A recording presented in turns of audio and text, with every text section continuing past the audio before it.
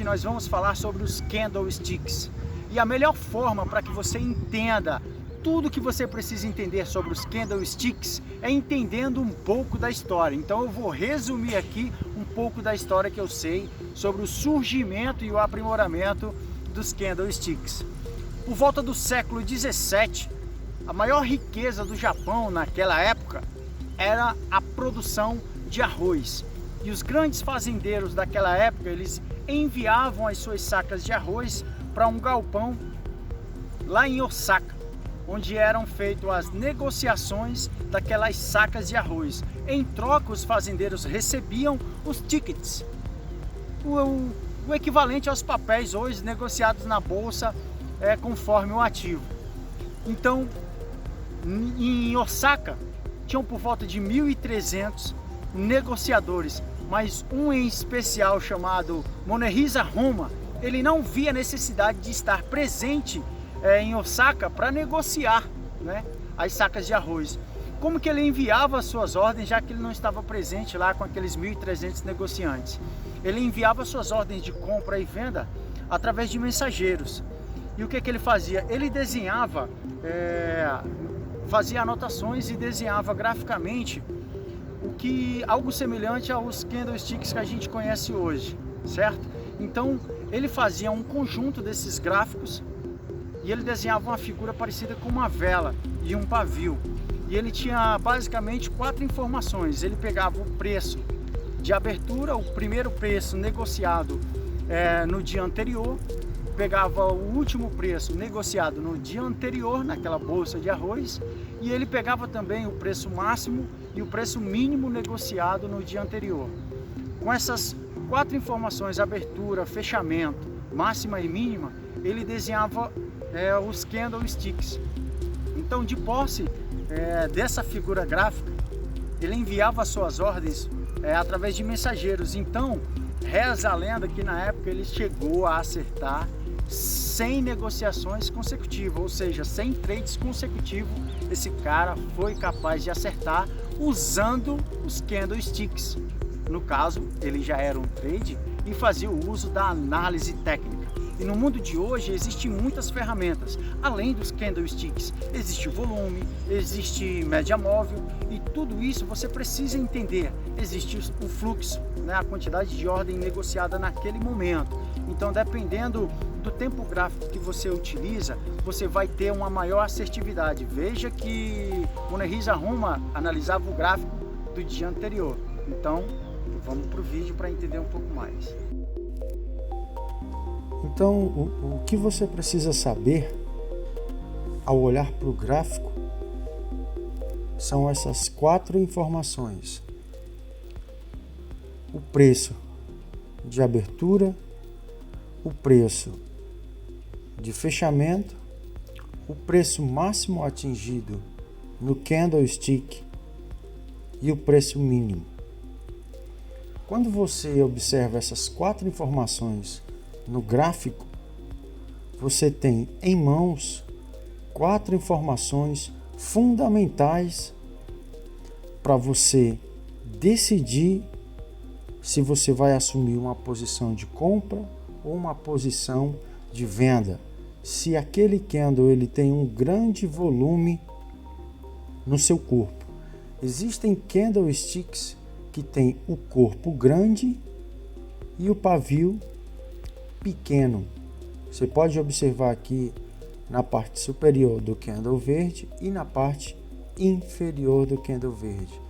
Da mesma maneira, o candle vermelho, ele contém essas informações. Existem outros tipos de candles que também te passam essa informação. Só que diferentemente do padrão anterior, esse candle ele tem uma longa sombra e um pequeno corpo. Isso quer dizer que esse fundo aqui desse candlestick foi o preço de abertura, onde iniciou-se as negociações.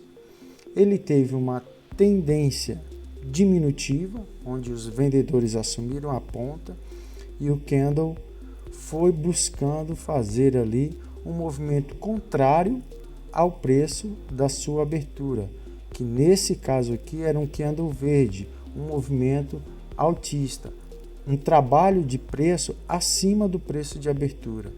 Então os vendedores entraram, vendendo, ele fez a sua mínima. Após fazer a mínima do candle, os compradores entraram, assumindo as posições de compra, e ele trabalhou acima do preço de abertura e fechou acima do preço de abertura. Do mesmo modo, vale para o candlestick vermelho. Neste caso, aqui, esse topinho aqui foi o preço de abertura. E você pode reparar que o candlestick ele trabalhou acima do preço de abertura, formando esse pavio.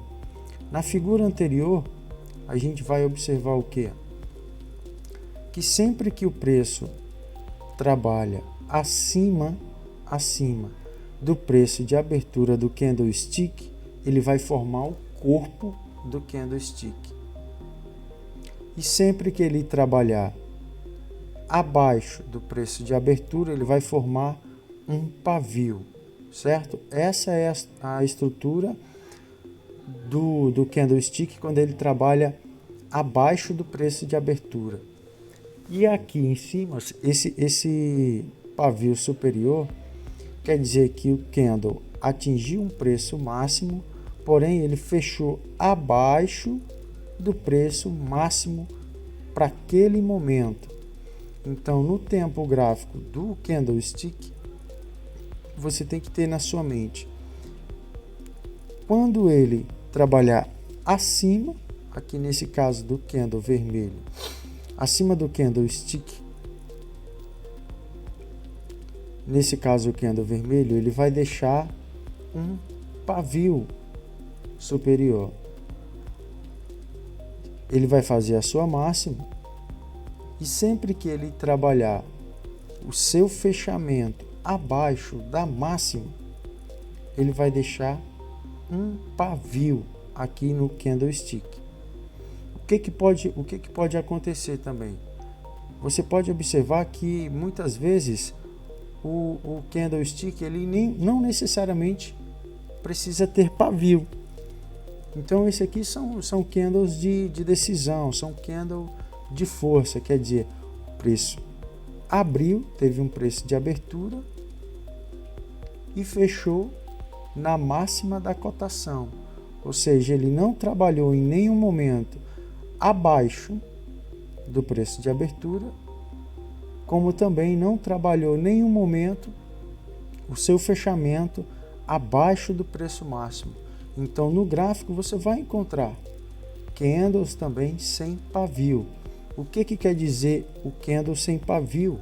É um candle de força, é um candle de decisão, porque ele abre as negociações, não trabalha o preço abaixo das negociações e fecha na sua máxima, não trabalha abaixo da máxima.